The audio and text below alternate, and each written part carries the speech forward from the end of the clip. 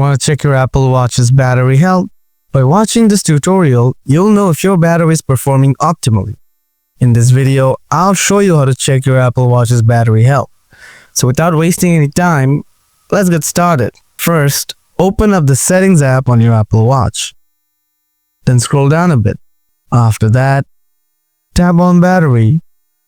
Scroll down a bit. Here you will find the battery health option. Tap on it.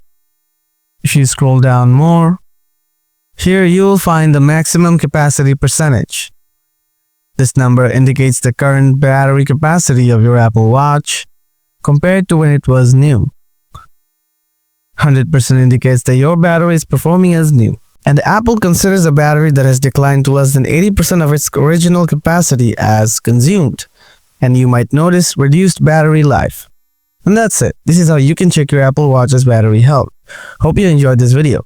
Don't forget to hit the like button. If you have anything to ask, let me know in the comment section below. Thanks for watching.